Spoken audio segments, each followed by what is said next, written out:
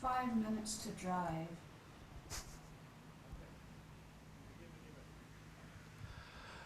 Hello everybody, I'm John Hindorf here for Nick Damon, who is, well, skiving off actually, and it's RC Racing TV's continued live coverage of the EFRA European Championships. This weekend it's the turn of the IC 110th touring cars. Our coverage brought to you by Protoform, and we've come to Austria and the very beautiful Stirring, which is just to the west of Graz. Now, as you can see, I came dressed for the European heat wave, which seems to have deserted us for at least today, which means there's been very little meaningful running at least. However, as tradition dictates, we're going to have our preview programme this afternoon, and we'll find some people to talk to. Before that, let's have a quick look at the circuit, and Nathan is here with me. I'm standing in the pit lane at the moment, which is some of the older tarmac here, and as you can see, it's very dark and it's pretty worn here. Now, the guys who have had the World Champs here and the European Championships, 4 times now, so this will be the 5th time for a European Championship meeting, had the whole of the track surface itself resurfaced in May, and they're not content with that. I don't know if you can see this here, Nathan, but there's little striations here on the track where it's being ground down, so it's a very different feel to the track to what the guys have been used to here in the past. Well, as I said, there's not been a huge amount of action out there,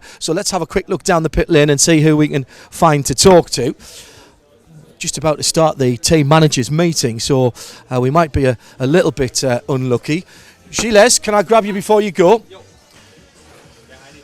I know you do. Yeah. Very quick word before you go to the team managers meeting. Disappointed that you haven't had any running yet. This is Gilles Grootkamp from the Netherlands. Haven't had any really sensible running for you today.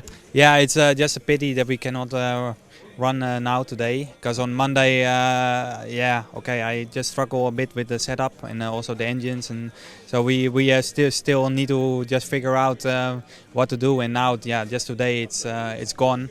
So tomorrow it's gonna start already. So it's quite a short time to fix the problems. But it's a relatively new surface here, and it has been ground down. Is that going to give you some problems to get the setup right? Yeah, because the traction here is not so high. So it's quite, just the setup of the car is not the same as you normally run. So you really have to think about, okay, it's low grip, the tire is quite hard, you don't use additive, so you really have to change a lot of things in the car, and also the clutch setup, the engine setup is all different than a normal race. So it's quite hard to find a good balance. You must feel for the organisers here, because they've done so much good work. You know a little bit about event organising yourself back in Thailand, where you're based now. You must feel for them, because they've put a cracking event together here, and the weather has rather spoiled the party on this first day. Yeah, sure. It's just a pity that it rains today, and but what I heard is for tomorrow, Friday, Saturday we have sun. So for sure it will for sure help for the race, and it's gonna be a nice race. Sure. Go on, let you get to the team managers meeting. I don't want you to get a fine before we've even started. Come on with me, and we'll see who else we can find, because obviously the team managers are down there now. One of the drivers who has had some running today is here at the Germans area. This is Dominic Dreiner. Dominic, welcome to RC Racing. You had a little bit of running this morning in the dry, got down to an 18.2. I can't find anybody better than your time. There was 3 or 4 guys doing it 18.2 second laps, but I think yours was the best. How was it for you this morning? Yeah, tomorrow the rain is not so good for training. Yesterday the day was good. We have a lot of training at the afternoon. The track was wet, and in the morning the air was perfect for the engine, and then my car was good in this time, and the 3 laps was okay. And the whole run was good, but when I can drive it in the qualifications, it's perfect. But now with the wet track, the traction is very low, I think, tomorrow, and now we must see. What's the key to getting a decent lap time around here? There's a very fast backstretch into this hairpin. Do you need to get grip out of the corners, or is it grip on the turn into the corners that's more important? I think you need a lot of corner speed, not so much steering. So I think corner speed is the key for here. Yeah, we wish you all the best. We'll speak to you later on the weekend. Well done for getting a decent time so far. Yeah. Thanks, Dominic. Dominic Driner there, who is one of the guys who got a decent time earlier on. Alexander Hagberg here.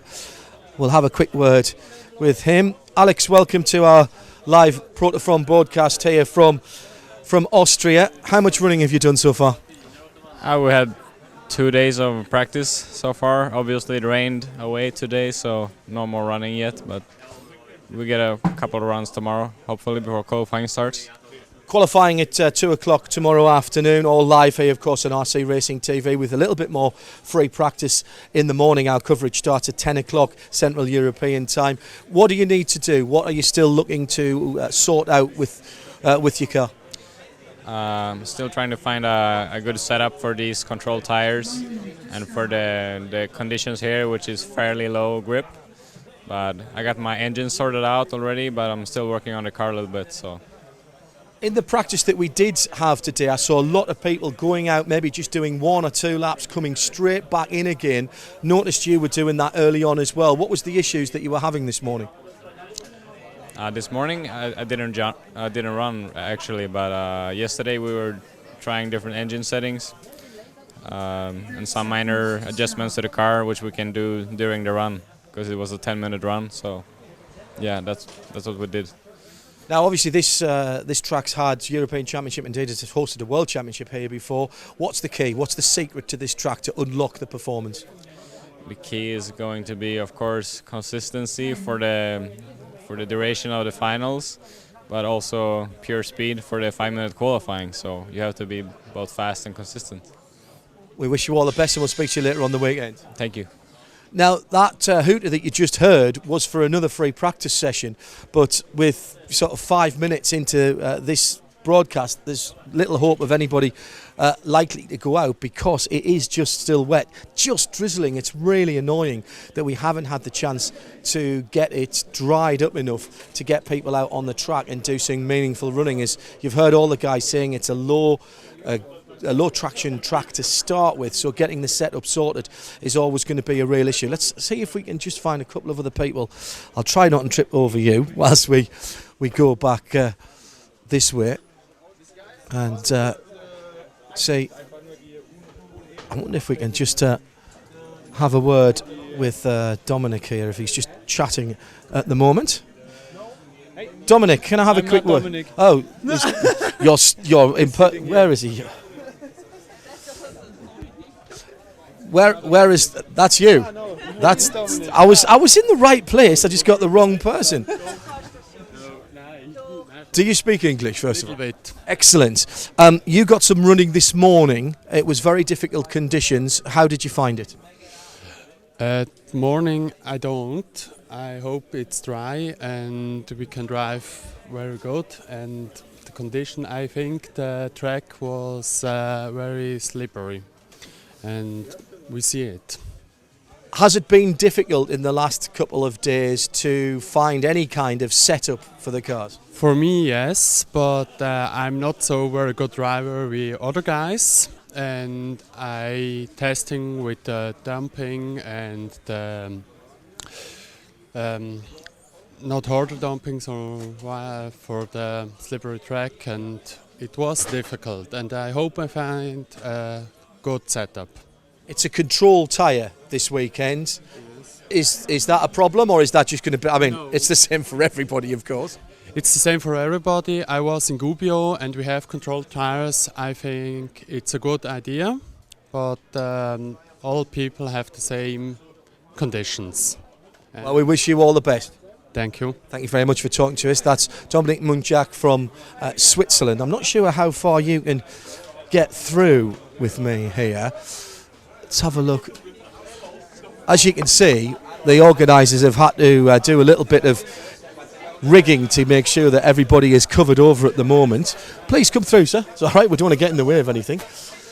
Just to make sure that everybody's dry. And I don't know if you can just look over to your left there, Nathan. As you can see, a number of people have brought their own stuff. This is the pits area. People still doing a lot of work on engines. The weather conditions here have been a lot cooler than people might have expected. 7 minutes to drive. Right, let's go and nip round. Do you want to go around the other side, Nathan? Because I've just spotted Robert PH, who is over here. Robert, can I have a quick word with you? We're live at the moment. What do you think of the prospects for this weekend for you? It's a technical track. It's a low grip track. You've got a spec tyre to deal with as well. How do you think you'll go? Yeah, I think the track is they work on it before, so the tarmac has not the same grip as it has some years ago, I guess. And with the spec tire, it's the same for everybody. So in the end, it's very close, and everybody has to find his perfect setup to go fast in the qualifying and also in the race. Qualifying tomorrow starts at 2 o'clock. Weather is supposed to be getting better for tomorrow, but it could be like this. Is it not worth going out and doing some running in the damp? No, I don't think so, because the forecast, I guess, is pretty good. And so I think there is no point to test it now. When we arrived this morning, it was actually quite cool and there was a bit of sunshine. The air temperature was pretty good. 18.2, around about 18 seconds, 18.2 seconds was as a lap. It'll be quicker than that for qualifying, you think? No, I don't think so. I think it will be probably a bit of a gamble, because after the rain now the traction will be very, very bad. So I expect the very last heat will be the fastest. And so when you can make a good run, then you are in front. And if you don't have a good run, you're not good in. So just like in full-size motorsport then, when it rains, as it has done today, it cleans off the track surface and it goes back to being green again. Is that what you're saying? Yeah, exactly. The track is, especially this track is very, I don't know, the reaction of the track is pretty high. So I think tomorrow we will start with maybe a second slower than we have run in the previous practice. A lot of people that I saw out late part of this morning, early afternoon, still doing a lot of engine tweaking, trying to get the engines to run cleanly and run well. How important is that here? Yeah, in 10 scale is or also in 8 scale is very important to have the engine well running. I think in 10 scale it's more important to have a clean engine for the finals, to not to flame out in the pit stop or something like that. I noticed this track as well, particularly as you come off the long sweeping back straight and into the infield. There's a lot of just a squirt of the throttle to settle the car down again and back off again. You really need your engine to be clean and pick up quickly at that point. Yeah, exactly. But I think this is not the problem of the engines. I think it's more to have an engine that runs good for a long time, because I don't know about the temperature for the next days, but the first practice days was pretty hot. So when you have a good running engine, then you have a benefit. Who do you think your main competition is going to be? Obviously, we're expecting you to be at the sharp end of things. There's a pretty impressive field here, and the talent goes fairly deeply through it. I think it's super close with the tires, also with the traction. There are many guys who can make a good race, but in the end, I think all the normal guys, all the usual suspects. Yeah, suspects, and also some young guys are pretty fast, like Branson and Greiner, the German guy, is good. Yeah, I saw his times from yesterday were pretty good. He was well down in the low 18s, and I actually think he's got the fastest time of the week so far. I don't know, but he is doing really, really good on this track. But in the end, the race is a different situation than the practice. So I think the usual names will be good, as well as these young guys. Now tomorrow morning it all starts off pretty early with a little bit more free practice, all live here on RC Racing TV. But you've got to get your head into qualifying mode pretty quickly. 2 o'clock tomorrow afternoon local time. With a track that's as twisty and tight as this, you can't afford to be left at the gate here. You need a good qualifying. Yeah, definitely you need a good qualifying.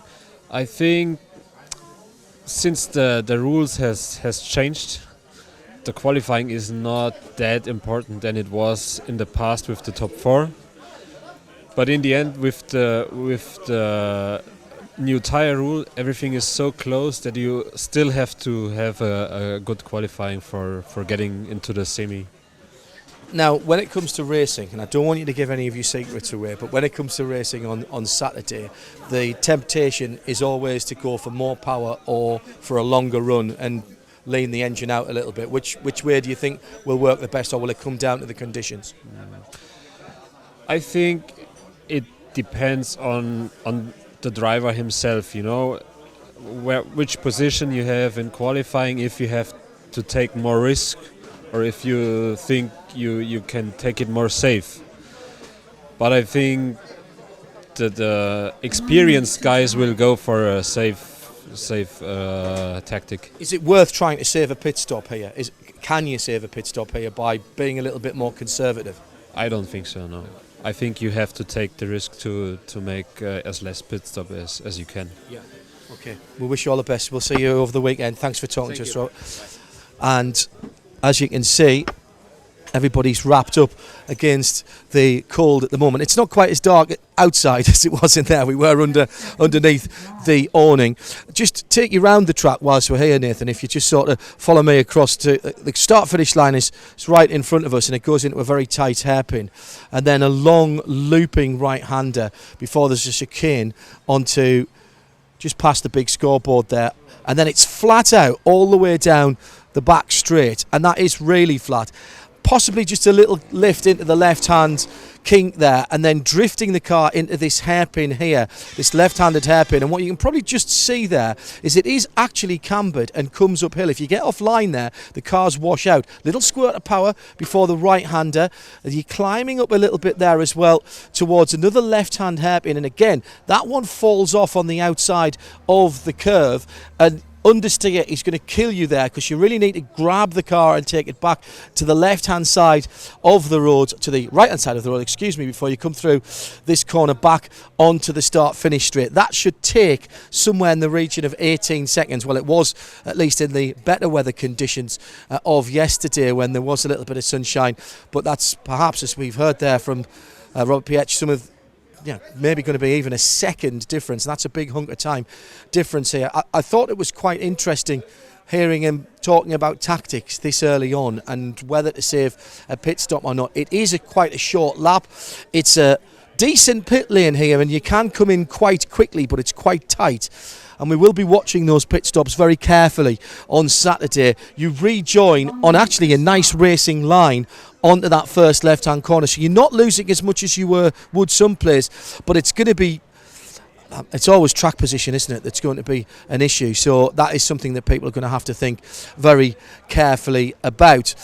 As ever, work still going on. We haven't been able to show you the other pits, but I'll get Nathan just to spin around down into that marquee there. That is the rest of the pits where the rest of the nationalities are parked up at the moment, or at least some of them are, because they are down at, as you heard, the team managers meeting. Weather forecast for tomorrow is overcast in the morning, but gradually getting warmer towards the afternoon of Thursday, and gradually getting better as the weekend progresses. By the time Saturday, we're promised very warm temperatures indeed, and of course that might upset all of the hard work and setup that people have done. The big talking points already, obviously, the lack of grip on the circuit, made worse by what's falling from the sky, and this control tyre, which rather does level the playing field a little bit. And I think it's interesting to hear some of what we would expect the front runners to be talking about, how tight it's going to be there just because of that tyre rule.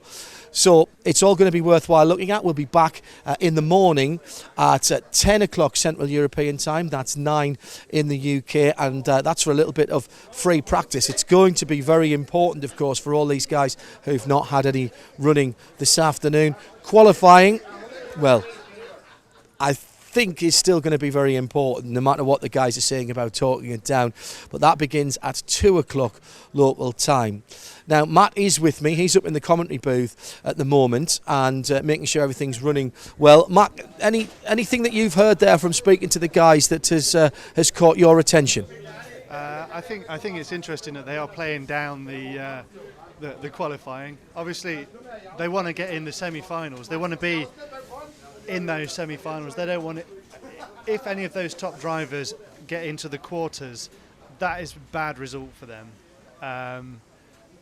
It used to be the case that the top few drivers went straight into the main finals. But now, everybody goes. The highest you can get is straight into the semi.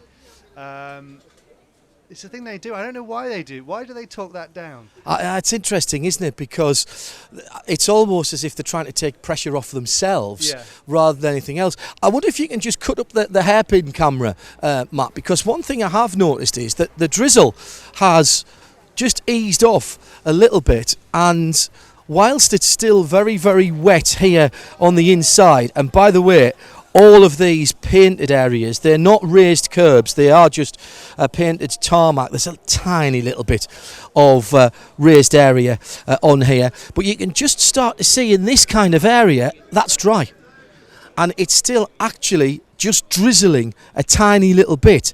And I'm quite impressed actually at how quickly there's some areas here as well, Nathan, a little bit off the racing line here, but there are some areas here that have dried very quickly. I tell you what, Matt, I think this is fascinating, because what we've clearly got here with the control tyre rule is some of the real favourites looking over their shoulders there, and quite clearly some of the younger drivers who are more used to competing in other championships where control tyres are more prevalent.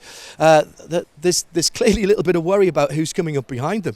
Yeah, because you've just spoken to Robert Piech, and he's had a very disappointing Euros last year. It was the 1/10th Euros was bad for him, and he's just come from Halifax, the 1/8 track Euros. They were very disappointed for him as well. He is a designer, a Mugen designer. He designs that car. He's a world champion as well. He's a very dominant driver, but he's had a tough time with bad things happening, just bad luck in qualifying. So no surprise that he's playing it down. But it's interesting you say about the track. What we often see is that the track gets really oily, but a good track doesn't get too oily. And I think if you're saying it's drying out, that's good news. Well, I've got to go back to talking to the organisers earlier on about them grinding this down after the new tarmac was laid earlier in the year, and I think that's very interesting. It's the sort of thing that you see sometimes on oval tracks, full-size oval tracks, if the surface hasn't taken or hasn't given the kind of grip that the guys expect, then they diamond grind it in a little more of a severe way than what we have here. You can just about see the lines where it's been done here. When you see it on a NASCAR track, you tend to get almost crisscrosses, like somebody's nicely griddled a steak. The other thing that I need to go back to as well, Matt, is the pit stops, because I did mention the pit lane. This is the pit lane entry. You come off this this left-handed corner here. There is the solid white line, but it is, as you can see, quite tight here. If you try and bring too much speed in, there's plenty of room for the mechanics to work on. That's the good news, and there's nothing that they have to lean over, just a small curb here. But the really big advantage, and as you can see, we'll be watching down on everything that goes on in here, because I think this is where some of the action will certainly take place, and getting a good pit stop in this area is going to be really important to get back out there with this very, very quick lap. But if Nathan can just look by me and look out onto that left-hander there, out of the pit lane, you're on the far right of the track. So actually coming out here, you get a pretty good line, albeit on slightly different tarmac, before you turn in left-handed here. And what you tend to see is a big blast of throttle coming down this short straight here, then the guys balancing the car and taking a relatively early turn in. Well, if you come out of the pitch, you might just get the opportunity to end up somewhere here and try a sneaky little manoeuvre over there. This is going to be one of the action areas at the weekend. The hairpin that I showed you earlier on, where we've already got one of our static cameras, is another, because that comes off the fastest part of the circuit, and the cars are really unbalanced there as they're trying to turn in further to the left. And I think the other main action area, a couple of main action areas, just on the infield on that highest part of the circuit, and this little technical bit after the pit lane. So you can just see where Nathan's pointing to now, just how those corners aren't quite constant radius there, and again it's just a little blast of the throttle. You will see a little bit of exhaust smoke coming out of these cars as the guy's just trying to balance them and get them turned in. Understeer here is not your friend, because it is not a constant radius track. It's not just set it up and drive it in. You've got to almost back it in, drift it in, then get back on the throttle to balance the car, get it straight. If you start throwing it around, we saw people doing that today, and it doesn't work. It really looks great from my point of view. Standing up in the commentary box, it looked fantastic, but ragged laps here certainly aren't quick. There are some tracks where it does work to throw the cars around. This, clearly with that lack of grip, is not one of them. All right, I'm going to throw it to you, Matt, for a couple of predictions. Who do you think we're going to see at the top of the timing after we've done our live qualifying show here on RC Racing TV live tomorrow? Who's going to be the big names in our Proto Form qualifying shows? I think Yillis Grosskamp is going to do something quite special. He's on great form, having won in Halifax just a few weeks ago, and being the world champion in the electric version of this class. He's on great form. I think Alexander Hagberg, we watched him racing in Portugal last week, and he was just phenomenal behind Ronald Volker, just showing the speed that he's got, and the amazing concentration and the talent that he's got at the moment. His reputation is going up and up all the time, of just the quality of his racing, and the cleanness of it is improving, which is a great thing. And obviously Robert Pietsch, I think people will be hoping that he's due a bit of good luck. For sure. But then there's some old school guys as well. There's Adrian Bernstein. He's here with the new KM car that is, he's got some interesting developments happening in his own career. He's an engines guy. It'll be interesting to talk to him tomorrow. But he's got a new car that he's working on. He wouldn't let us take photos of his 1/8 car. Will he let us look at his 1/10 car? I don't know. It may be. And also Michael Salvin, the Serpent boss, the Serpent designer, as well. He's here. He's a bit of an old timer as well, but you could see him in the final as well, showing the young guns a few thing or two. But of course, Carl Branson, the Brit. I've got to say him, haven't I? He's going to show us something for the home crowd to be proud of. Well, as you can probably see, just as we're about to finish off our programme, the weather's closed in again and it's coming down even heavier. Still plenty of work going on in the pit lane. People, I think, just a tad frustrated that they haven't been able to get out and try any of their trick setups for the weekend. Quick reminder again, then our Protoform coverage here on rcracing.tv, starting with the final sessions of free practice, 10 o'clock tomorrow, which is Thursday. That's Central European time. That's 9 o'clock back in the UK. And then carrying on throughout Friday and Saturday. Highlight of tomorrow has to be that qualifying session starting at 2 o'clock Central European time. That's 1 o'clock back in the UK. And of course, only place that you can see it all live is right here on rcracing.tv. And I think I'm going to have to find myself either an umbrella or a raincoat. I respect shades look great, but they're not keeping the water off my head. Thanks to Nathan and to Matt and to the rest of the team.